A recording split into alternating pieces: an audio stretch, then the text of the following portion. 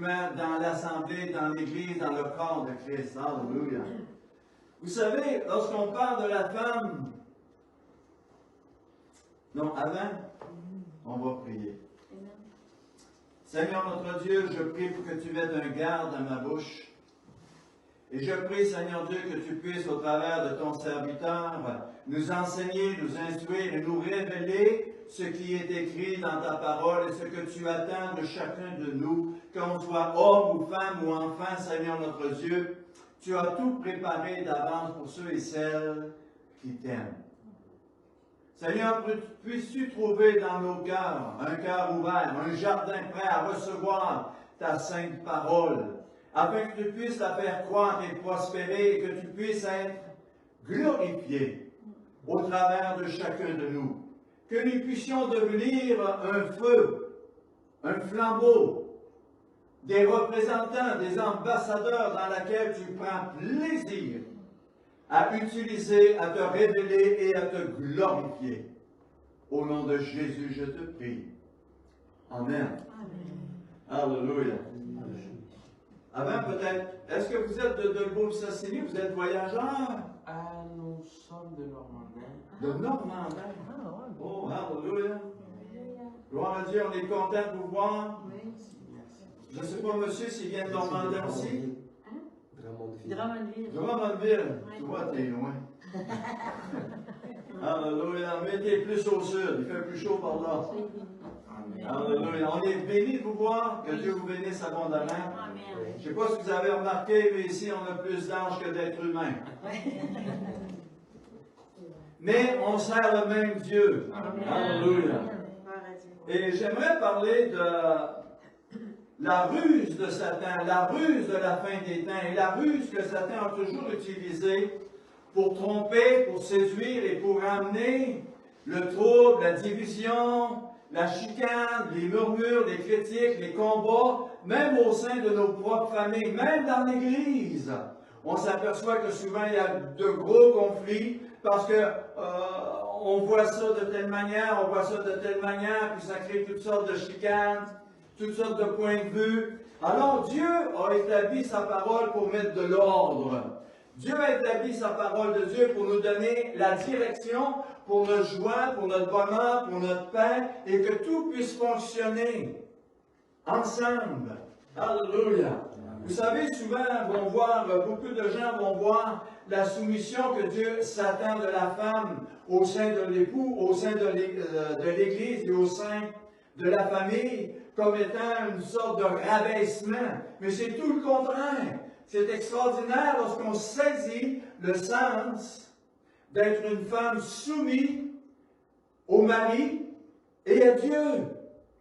Alléluia. J'entends pas quoi. On va continuer pareil. Alléluia. Vous savez, lorsque je pense à la rébellion, je pense à Satan, qui est dans le royaume de Dieu, Lucifer, un ange d'une gloire extraordinaire, créé par Dieu pour la gloire de Dieu. Il était le chef de la musique de Dieu. Il était un représentant de Jésus-Christ, du Père. Alléluia. Et il a orchestré une rébellion dans le royaume de Dieu. Il a orchestré une insoumission à la volonté de Dieu et du Père et du royaume de Dieu. Et cela a amené la division, cela a amené la déchéance, cela a amené la guerre dans le royaume de Dieu. Et on sait que Dieu le Père et le Fils l'ont chassé du royaume de Dieu avec tous les démons. Pourquoi? Pour nous aider à comprendre et à réaliser l'impact que peut avoir la désobéissance, l'impact que peut avoir l'insoumission dans nos vies de tous les jours. Si Dieu était obligé d'agir tellement sévèrement envers les anges déchus, imaginez qu'est-ce que Dieu peut faire pour nous si nous choisissons le chemin de la rébellion, si nous choisissons le chemin de la désobéissance au plan de Dieu pour nous. La pensée humaine, c'est que on pense qu'on est cool. On pense que Dieu va faire exception de nous. On pense que Dieu nous aime tellement qu'il va passer par-dessus tous nos manquements, nos faiblesses, nos litiges. Mais c'est pas ça. Dieu, il est premièrement juste et droit. Tu ne peux pas aller au trône de Dieu, tu ne peux pas approcher l'amour de Dieu, la grâce de Dieu, le pardon de Dieu, sans premièrement rencontrer sa justice, sans premièrement rencontrer sa sainteté. Et après cela, lorsque tu as vécu la repentance, lorsque tu as vécu le changement radical que Dieu seul peut opérer dans la vie d'une personne, alors son amour s'ouvre vers toi. Sa grâce, son bonheur, sa paix, son Saint-Esprit qu'il nous donne à ceux et celles qui ont été renouvelés, transformés par la grâce de Dieu. Vous savez, en parlant de soumission, moi j'ai fait de l'armée. Je ne sais pas s'il y en a qui l'ont fait ici. Mais dans l'armée, au Canada, quand on rentre dans l'armée, on rentre pouf. On appelle ça des poufs. Pas un pouf qu'on s'assied dessus, là, mais un pouf. Tu as la première banane, c'est un pouf rouge. Et pendant 10 semaines, tu es un pouf rouge. Puis les 3 prochaines semaines, les 13 semaines, les 3 dernières, tu deviens un pouf bleu. Est-ce que vous me suivez? J'ai une banane rouge ou j'ai une banane bleue. Mais je reste un pouf. Un pas de gamme. Et lorsqu'il arrive à côté de toi, une banane. Savez-vous c'est quoi? On appelle ça une banane dans le langage québécois. C'est jaune comme une banane, là. Mais c'est un gallon. T'en as 1, t'en as 2, t'en as 3, t'en as 4, tu peux être un adjudant, puis après ça, tu t'en vas dans l'aspect des officiers. Et lorsque un soldat avec 1 ou 2 bananes arrive près de toi, vu que tu n'es rien qu'un pouf, tu n'as pas le droit de ne pas faire ce qu'il te demande de faire. Tu dois absolument te soumettre aux autorités que Dieu a établies sur toi, qu'elles soient petites ou grandes. Comprenez-vous? Si j'ai quelqu'un qui mesure 5 pieds et qui a 2 bananes, qui vient me voir, puis moi qui mesure près de 5 pieds 8, puis il m'arrive ici et qui me donne un ordre, je vais-tu lui dire, hey, va donc jouer ailleurs, t'es qu'un pouf? Non, je vais me soumettre à lui, comprenez-vous? Parce qu'il y a des bananes. Parce qu'il est gradé. La soumission dans le royaume de Dieu, c'est la même chose. En réalité, on est un peu tous des poufs. On vient d'entrer dans le royaume de Dieu et nous devons apprendre à comprendre le fonctionnement que Dieu a établi pour notre bonheur, pour notre paix, pour notre joie. Alléluia. Êtes-vous avec moi? Oui. Alléluia. La femme, face à la soumission, c'est la femme qui choisit de se soumettre par amour et par respect et par obéissance à Dieu premièrement. La femme doit apprendre à voir, comme l'homme doit apprendre à voir, mon autorité, c'est Dieu. Et si je crains Dieu, premièrement, si j'aime Dieu, premièrement, si je cherche la face et la volonté de Dieu, premièrement, je vais avoir beaucoup moins de misère à me soumettre aux autorités que Dieu a établies sur moi. Parce que je vais voir l'autorité. Je vais voir les galons. Il n'y a personne dans le royaume de Dieu qui est plus galonné, si je peux utiliser cette expression-là, que Jésus. Les cieux, la terre, les démons, les puissances, les autorités, les anges, les archanges, les chérubins, les séraphins, tout ce que Dieu a créé est soumis à Jésus. Est-ce que vous comprenez cela? Ça veut dire que dans le royaume de Dieu, quand Jésus se lève, quand Jésus dit quelque chose, on ne s'obstine pas. On fait. On accomplit. Parce qu'il est l'autorité. Amen. Moi, je crois qu'il y a beaucoup de rébellions dans notre société, même dans le mouvement évangélique, parce qu'on n'a pas saisi, on n'a pas compris l'ordre que Dieu a établi pour notre bonheur, pour notre paix et pour notre joie. Amen. Vous savez que l'homme a une plus grande responsabilité aux yeux de Dieu que la femme. Dieu a ordonné à l'homme d'aimer la femme, sa femme, pas les femmes, mais sa femme, comme Christ a aimé l'Église. Pensez-vous que Jésus pensait qu'est-ce qu'il disait lorsqu'il a demandé ça? Pensez-vous que ça coûte d'aimer? Aimer quand on est aimé, c'est facile. Et c'est pour ça que Dieu nous a donné un commandement. Parce que quand on est dans l'armée, quand on appartient au Seigneur, on fait ce qu'on nous ordonne de faire. Tu n'as pas un mot à dire, tu n'as rien à dire, tu fais ce qu'on te demande de faire. Alléluia. Alors, si la femme saisit le plan de Dieu pour sa joie, pour son bonheur, pour le bien dans son couple, dans sa famille, si vous allez vous réaliser à quel point ça va changer votre façon de faire, de voir et d'agir. Parce que vous mettez Dieu en premier. Parce que vous voyez Dieu dans vos maris.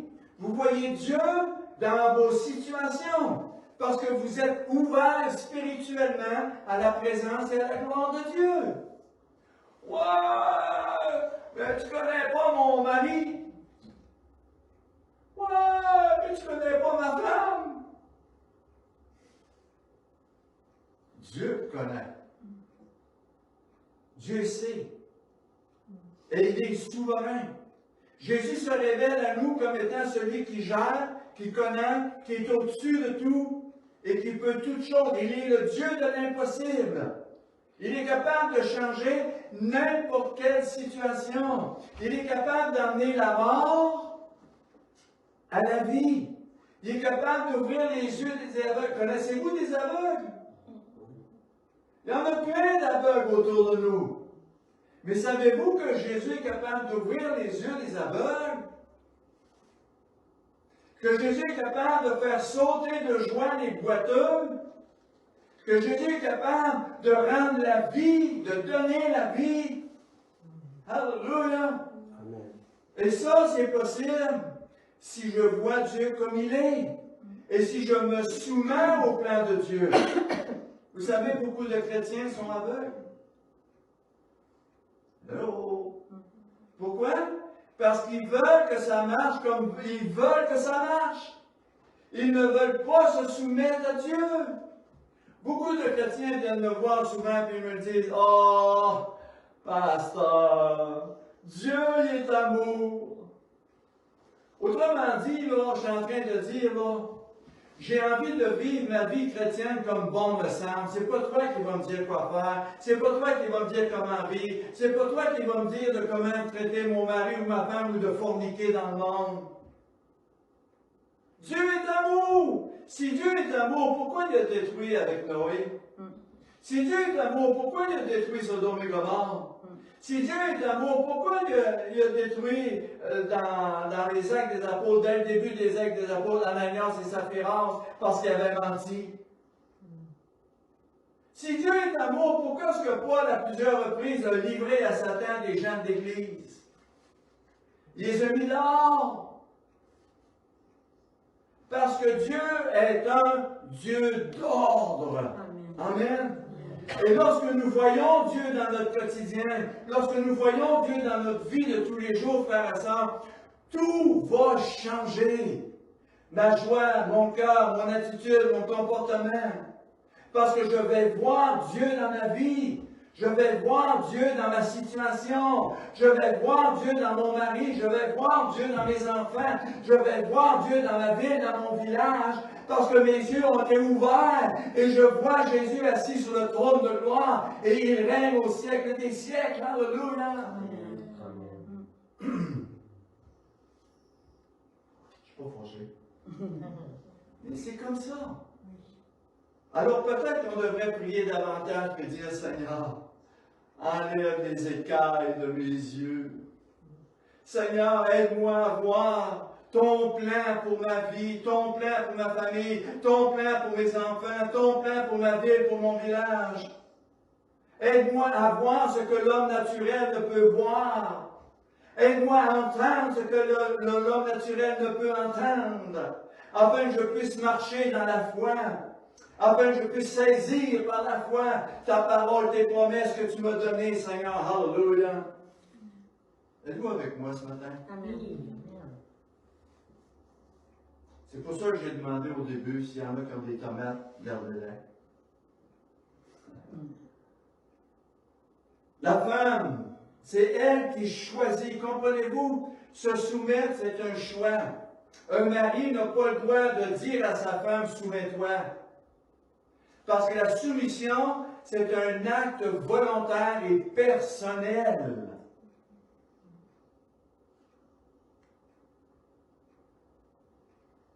Se soumettre par amour et par respect et par obéissance à Dieu premièrement, puis à son mari. Lorsque je vois Dieu dans le choix de Dieu pour mon mari, ça va m'aider à me soumettre à ses demandes. Parce qu'il est mon Seigneur, il est mon mari. Il est l'autorité que Dieu a établie sur moi. Je vais répéter. Il est l'autorité que Dieu a établie sur moi. C'est pas parce qu'il est meilleur, c'est pas parce qu'il est plus bon, c'est pas parce qu'il est plus digne, c'est pas parce qu'il est plus grand, c'est parce que c'est le principe que Dieu a établi. Alléluia.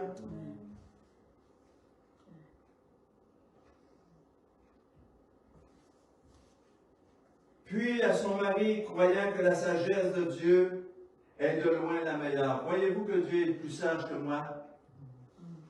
Croyez-vous que Dieu en sait plus que moi? Croyez-vous que Dieu a un plan pour moi? Croyez-vous que Dieu a un plan pour mon mari ou pour ma femme ou pour mes enfants? Alors pourquoi pas dépendre de lui, se soumettre à lui?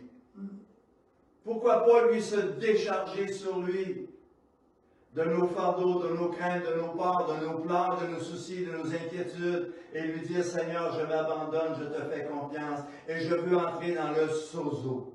Je veux entrer dans le salut de Dieu. Je veux entrer dans la bénédiction de Dieu. Seigneur, je lève les mains parce que je sais que c'est toi le roi des rois et le Seigneur des seigneurs. Et tout ce que tu dis, tout ce que tu as déclaré, tout ce que tu as écrit dans ta parole de Dieu, c'est pour me bénir. Alléluia. Je ne comprends pas, je ne contrôle pas, mais toi tu comprends, et toi tu contrôles et tu es le roi des rois et le Seigneur des seigneurs. Alléluia.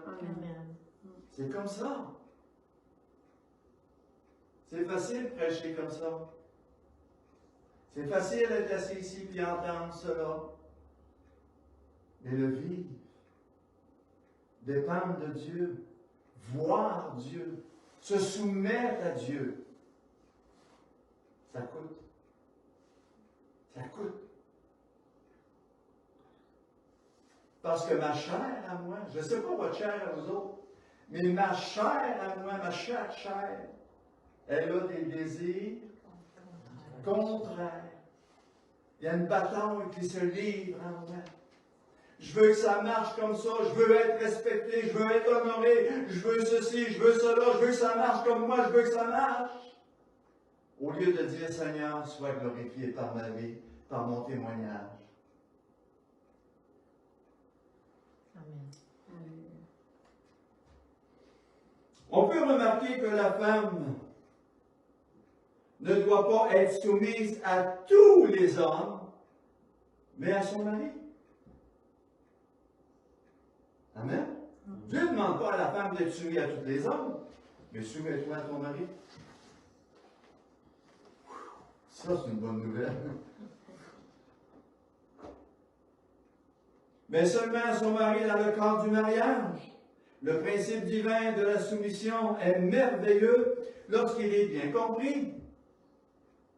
Dieu a établi des rôles différents qui, lorsqu'ils sont vraiment compris et respectés, amènent de grandes bénédictions. Qui ici veut être béni de Dieu? Amen. Qui ici veut voir la main de Dieu se répandre de toutes sortes de bénédictions dans nos vies du quotidien? Alléluia! On prend un parapluie, je suis en train de... C'est un petit biscuit que j'ai mangé tantôt. On veut que Dieu nous bénisse, mais pour que la bénédiction de Dieu vienne, j'aimerais vous faire réaliser quelque chose. Autour de Jésus, il y avait toujours des milliers de personnes. Ils aimaient s'entendre son message, ils voyaient son autorité, ils voyaient la grandeur de Jésus, la gloire de Jésus, ils voyaient des signes, des miracles et des prodiges que Jésus accomplissait. Mais seulement ceux qui venaient par la foi à Jésus pouvaient recevoir quelque chose d'individuel et de personnel. Amen. Et beaucoup repartaient. Ils ont vu des choses, ils ont entendu des grandes choses, mais ils repartaient sans avoir aucun changement dans leur vie. Parce qu'ils ne se sont pas soumis, ils ne se sont pas identifiés avec Jésus de Nazareth, le roi des rois, le Seigneur des seigneurs. Alléluia.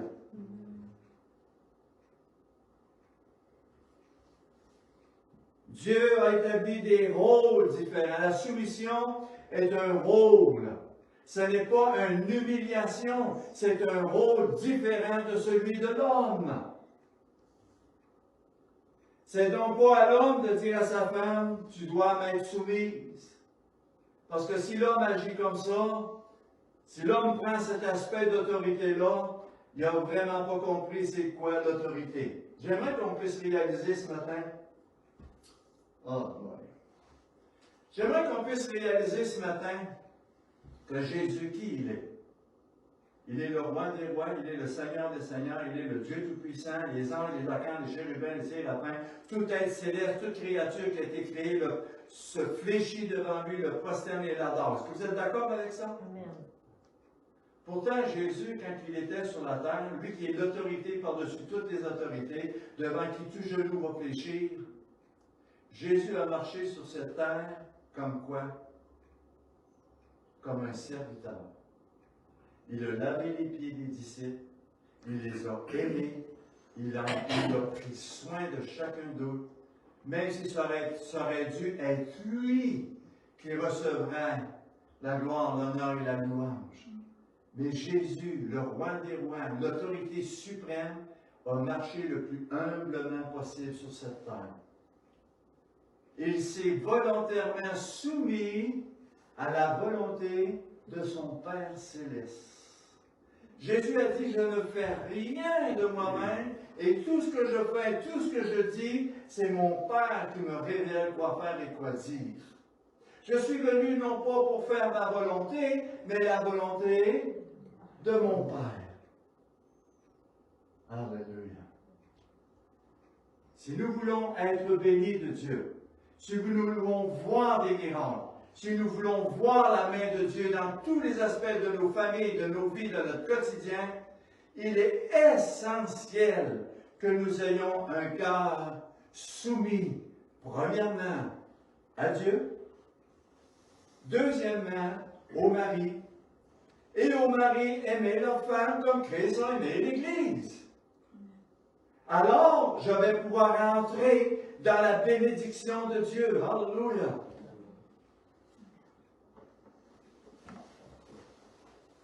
La femme choisit de se soumettre à cause du rôle que Dieu lui a donné.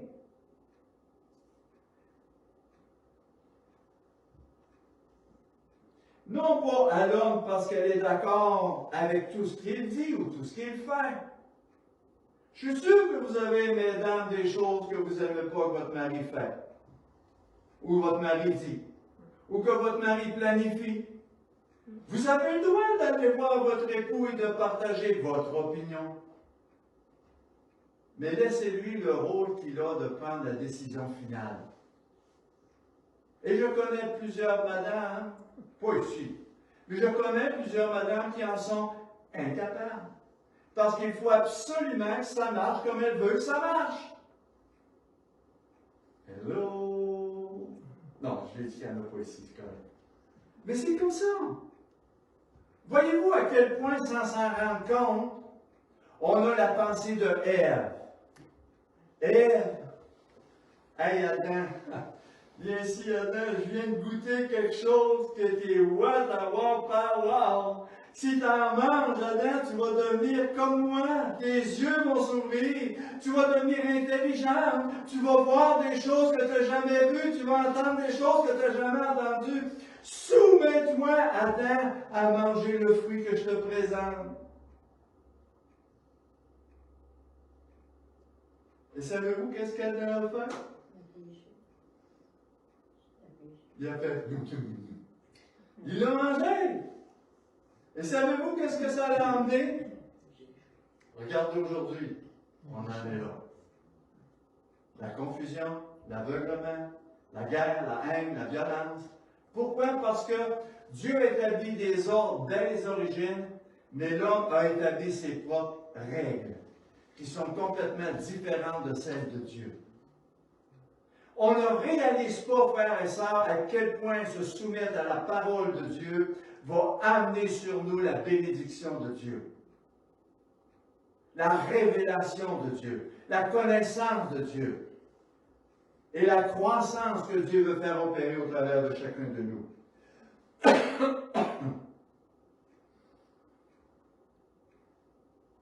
La soumission de Dieu sera testée lorsque le mari aura une tête dure. Moi, je ne connais pas de mari qui a une tête dure. Moi, non. Oui? OK. Lorsque le mari aura une tête dure et n'écoutera pas les bons conseils de sa femme, il demeure quand même l'autorité que Dieu a établie sur vous. Et c'est lui qui va rendre des comptes de sa manière d'agir, de traiter, de respecter. Et d'aimer sa femme comme Christ a aimé l'Église.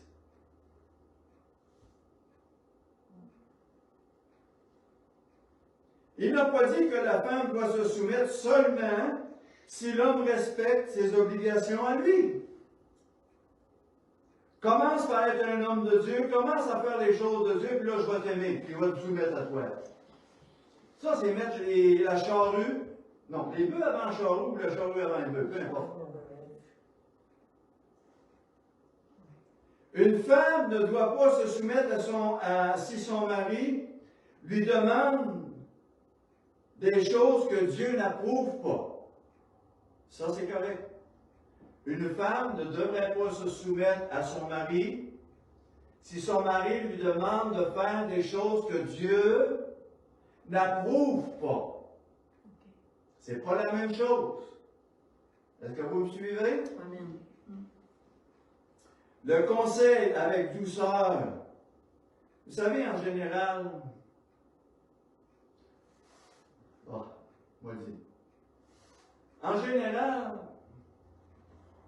quand une femme n'a pas ce qu'elle veut, avez-vous remarqué que le ton change? Le comportement change? L'attitude change? Et même la bourrasque change? Dieu demande à l'épouse de porter le fruit de l'esprit. Savez-vous c'est quoi le plus beau fruit de l'esprit pour la femme?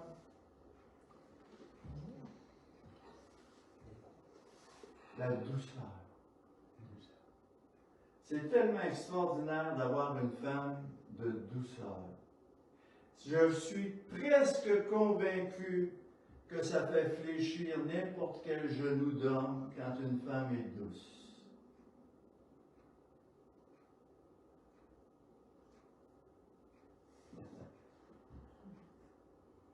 C'est la sagesse que Dieu va lui accorder. Une femme douce est une femme qui aura plus de faveur que toutes les autres femmes. Il faut aussi savoir maîtriser ses émotions. Savez-vous que l'ennemi, pourquoi que l'ennemi a passé premièrement par Ève avant de faire tomber Adam?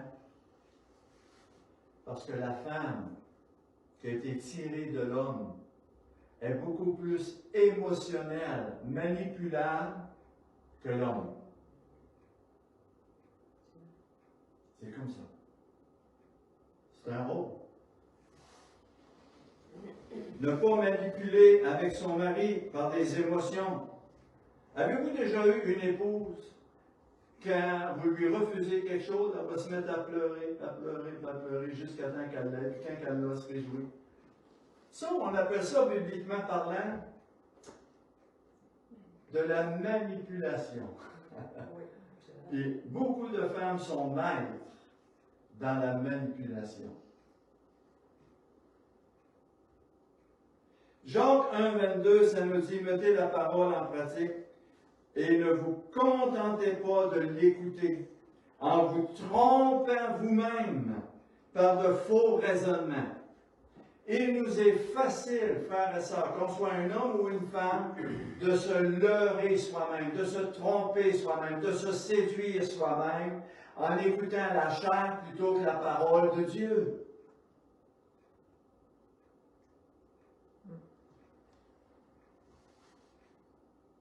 Dans Thessaloniciens 5, versets 16 à 18, ça nous dit « Soyez toujours joyeux, priez sans cesse, exprimez votre reconnaissance en toutes circonstances, car c'est la volonté de Dieu pour vous en Jésus-Christ. » C'est comme dans Philippiens 4.4, « Réjouissez-vous, réjouissez-vous, je le répète, réjouissez-vous toujours. » Vous savez qu'un chrétien va être joyeux. Savez-vous qu'est-ce qui va amener la plus grande joie dans la vie d'un chrétien ou d'une chrétienne? C'est lorsqu'elle a les yeux sur Jésus, qui est le roi des rois et le Seigneur des seigneurs, et qui a entendu vos prières et vos requêtes. Savez-vous que Dieu va faire miséricorde selon notre miséricorde? Que l'amour de Dieu va être répandu, même si elle est extraordinaire, selon l'amour qu'on démontre. Amen. Nous récoltons ce que nous semons. Amen. Alléluia. Soyez toujours joyeux. Apprenez à regarder à l'autorité de Dieu sur vous, à l'autorité de Dieu sur vos maris, à l'autorité de Dieu sur vos enfants, à l'autorité de Dieu sur vos villes, vos villages, vos situations. Dieu est souverain. Rien ne lui échappe. Il est tout-puissant. Il est le Dieu de l'impossible. Et regardons à lui, recherchons-le et faisons-lui confiance. Alléluia. Éphésiens 4, 29, ça me dit de quelle sorte qu'il ne sorte de votre bouche aucune parole mauvaise, mais s'il y a lieu, quelques bonnes paroles qui servent à l'édification et qui communiquent la grâce à ceux qui l'entendent. Luc 6, verset 28, c'est Jésus qui dit « Bénissez ceux qui vous maudissent.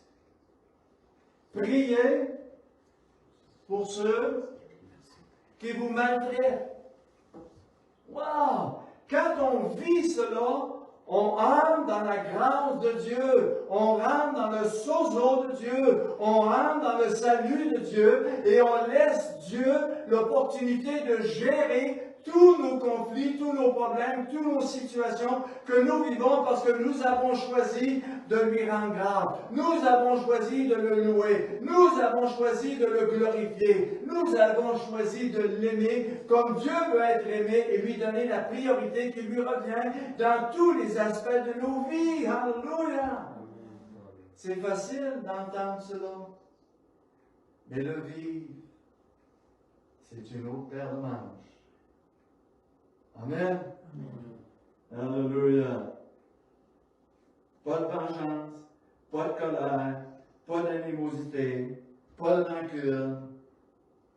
Éphésiens 4, 32, ça nous dit « Soyez bons les uns envers les autres, compatissants. » Qu'est-ce que Dieu veut dire par « soyez bons » ?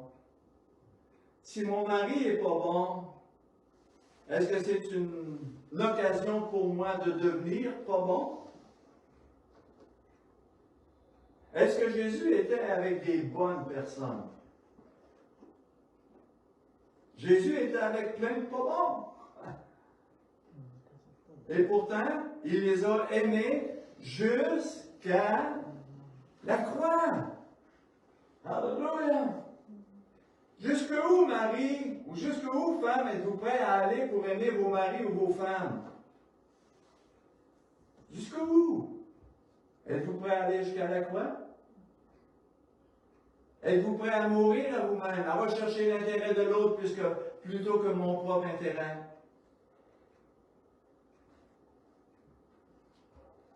Êtes-vous encore avec moi? Êtes-vous capable encore un petit peu?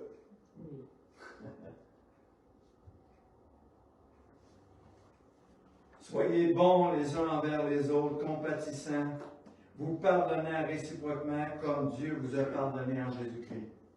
Si je vis le pardon, si j'aime comme Dieu m'a aimé, alors on rentre dans la grâce de Dieu, dans le sozo de Dieu, dans la bénédiction de Dieu, et Dieu va nous bénir et accompagner et déverser sur nous sa grâce. Est-ce que vous savez ce que la grâce de Dieu peut accomplir? Est-ce que vous savez ce que le pardon de Dieu peut accomplir? Savez-vous que Dieu dit, je fais grâce?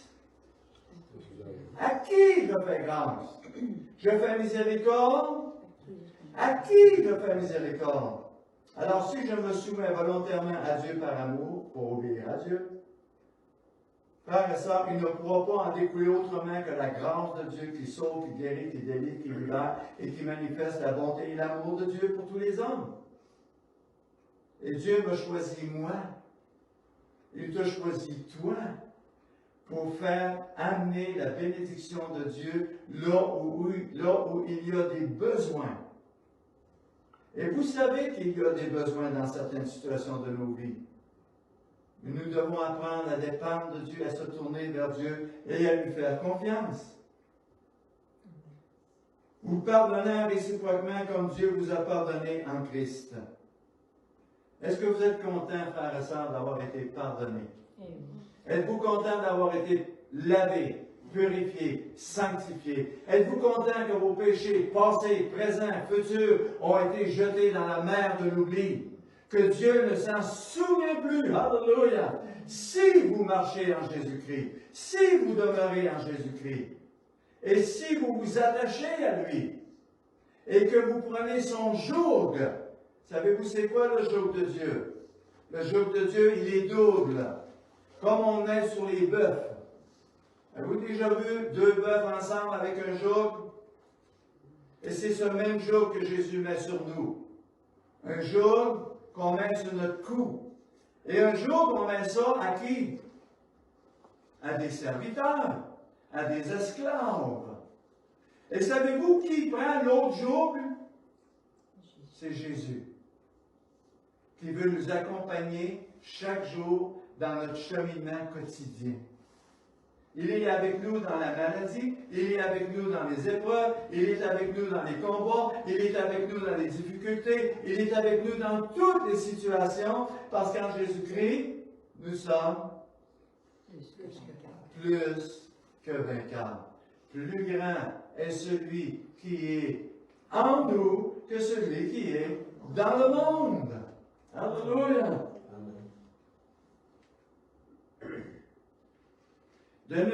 Paul dit, devenez donc des imitateurs de Dieu.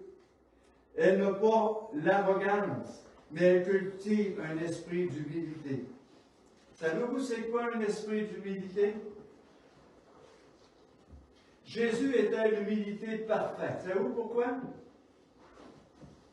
Parce que lui qui était Dieu, qui est Dieu, s'est humilié en dessous des anges. Il s'est humilié parmi tous les hommes, se revêtant d'un cœur et d'un corps de serviteur pour nous servir, pour être un exemple et un modèle. L'humilité, si vous voulez comprendre l'humilité, examinez Jésus. Lui qui n'a pas regardé comme une proie à arracher, d'être Dieu souverain et tout-puissant, il est devenu le serviteur des serviteurs. Alléluia. Qu'est-ce que ça me dit à moi en tant qu'humble? C'est quoi marcher humblement? C'est apprendre à me soumettre, apprendre à m'humilier, apprendre à me reposer, me décharger sur Dieu de toutes choses et de lui faire pleinement et entièrement confiance. Alléluia.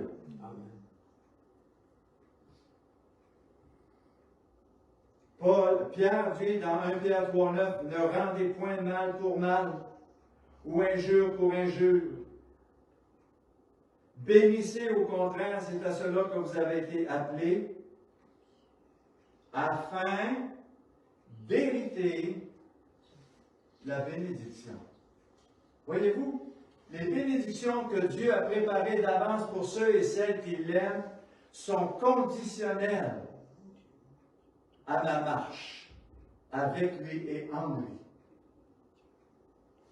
Combien de fois j'entends des chrétiens dire « Pourquoi Dieu ne me guérit pas? Pourquoi Dieu ne me bénit pas? Pourquoi Dieu ne fait pas ci? Pourquoi Dieu ne fait pas ça? » Toi, qu'est-ce que tu fais pour Dieu? Quelle est ton attitude, ton comportement, ton engagement, ta fidélité?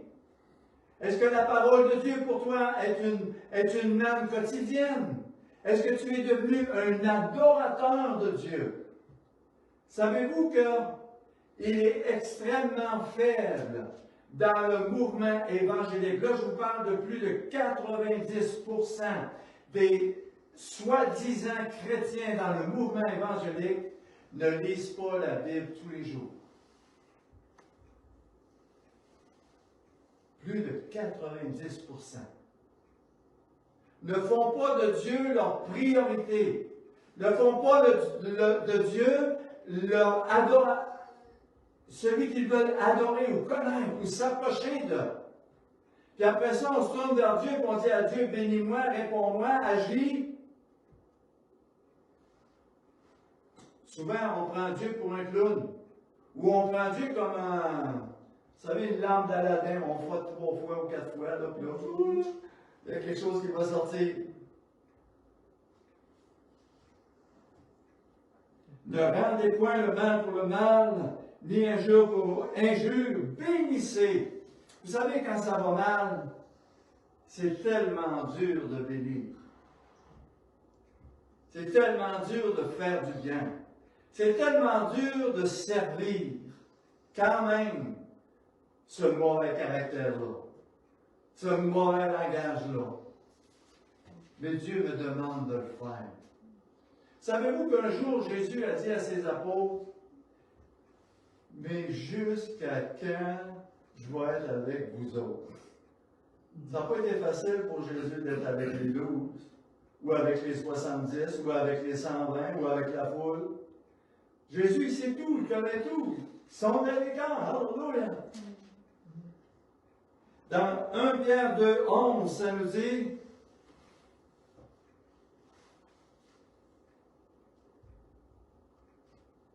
alléluia.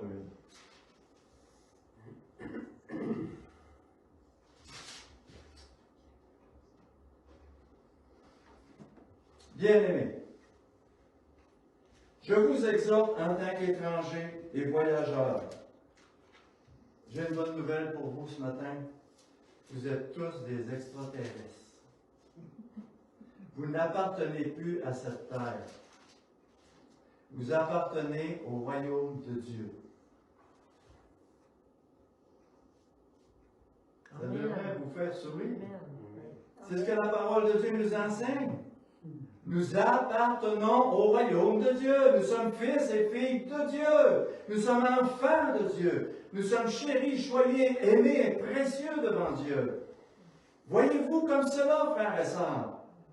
Laissez le monde avec le monde. Jésus a dit, laissez les morts avec les morts. Laissez les morts enterrer leur propre mort. Mais vous, vous êtes vivants. Vous êtes éclairés, vous êtes sauvés, vous êtes nés de nouveau, vous êtes rachetés, vous avez la vie éternelle. Alléluia. Frères, je vous exhorte en tant qu'étrangers et voyageurs à vous abstenir des désirs charnels qui font la guerre à l'âme. Au milieu des païens, ayez une bonne conduite. Quand on parle de conduite, c'est de tenue. Au milieu des païens, un langage, des pensées. afin que là où il vous calomnie comme faisant le mal, il voit vos bonnes œuvres et glorifie Dieu au jour de sa visite. Comprenez-vous ce que ça veut dire? Parce que je me comporte bien, parce que je me décharge sur Dieu, parce que je joue le rôle que Dieu me demande de jouer. Dieu va les visiter. Mes enfants, mon mari, ma femme, les gens, mes voisins, mes voisines, Dieu va descendre les visiter pour cogner à la porte de leur cœur, afin qu'ils puissent ouvrir la porte et recevoir Jésus comme Sauveur et Seigneur dans leur vie. Alléluia. Mais Dieu a choisi de nous utiliser pour rendre témoignage que nous sommes devenus des paroles vivantes. Savez-vous qu'un vrai chrétien ne devrait même pas se promener avec une Bible? Savez-vous pourquoi? Parce qu'il est une Bible vivante. Est-ce que vous comprenez ce que je veux dire? Par mes paroles, par mon attitude, par mon humilité, par ma bonté, par ma douceur. Mais qu'est-ce que toi que j'ai pas? Soit que les gens, tu vas devenir pour eux autres une bonne odeur. Que j'aime ça être avec toi, t'es tellement bon, t'es tellement doux, t'es tellement bienfaisant. Ou soit que pour d'autres, tu vas sentir mauvais. Et ces gens-là vont fuir. C'est comme ça. On est une bonne odeur pour les uns. On est une mauvaise odeur pour les autres. Savez-vous que Jésus était une bonne odeur? Mais pour certains, Jésus sentait mauvais. J'espère que vous comprenez ce que je suis en train de vous dire. À un point tel que les gens voulaient le tuer, le mettre à mort, l'abaisser, le rabaisser. On essayait tous les trucs qu'ils connaissaient pour essayer de faire tomber Jésus. Alléluia. Alléluia. Je vais arrêter là. Je pense que vous avez assez de bagages ce matin pour permettre à Dieu, pour venir à Dieu, pour vous ouvrir à Dieu et de faire comme David. Seigneur, sonde-moi. Seigneur, crée en moi un cœur pur. Il y a juste Dieu qui peut le faire. Alléluia. Ma femme ne peut pas me changer. Je ne peux pas la changer. Mais je peux devenir pour elle une parole vivante. Amen. Elle peut devenir pour moi une parole vivante. Parce que nous avons été choisis de Dieu, par Dieu, pour la gloire de Dieu. Alléluia. Seigneur notre Dieu, nous sommes ici devant toi ce matin. Tu es le roi des rois et le Seigneur des seigneurs. Je ne sais pas à quel endroit Dieu a parlé dans ta vie ce matin. Mais si Dieu t'a touché quelque part et que tu veux que Dieu mette sa main pour t'aider, pour te soutenir, pour t'encourager, pour te transformer, je veux juste te demander de te lever à ta place. Alléluia. Alléluia. Alléluia. Seigneur Jésus, tu as déclaré dans ta parole que c'est toi qui nous as choisis. C'est toi qui es le bon berger. Et c'est toi qui nous appelle à marcher avec toi, en toi et pour toi, afin de te représenter comme ambassadeur, comme ouvrier, comme serviteur, comme esclave de Christ. Seigneur notre Dieu, tu vois ce matin, et tu sondes chacun de nos cœurs, et tu sais exactement ce qui doit être changé, transformé dans chacune de nos vies. Aide-nous à regarder à toi premièrement, à rechercher la gloire de Dieu, la présence de Dieu et l'honneur de Dieu. Et ensuite à regarder soit nos époux, soit nos épouses, comme toi tu veux qu'on les regarde, Seigneur. À marcher humblement les uns les autres, à faire grâce et miséricorde, à voir la main de Dieu dans toutes les situations de nos vies. Seigneur, je te prie ce matin au nom de Jésus. Mets de l'huile dans chacune de nos langues. Aide-nous à bien te représenter et à te glorifier. Aide-nous lorsqu'on ne peut changer quoi que ce soit, à nous aider à changer ce qui doit être changé, s'il te plaît. Mets ta main, Seigneur, sur mon frère, sur ma soeur. Opère et guéris ceux qui ont besoin de guérison. Restaure ceux qui ont besoin d'être restaurés. Et rétablis toutes choses pour ta gloire, s'il te plaît. Merci, mon Dieu, d'être un Dieu de grâce, de compassion et de miséricorde. Et merci, mon Dieu, d'user de patience envers chacun de nous. Au nom de Jésus, nous te prions. Amen. On va faire un dernier chant ensemble.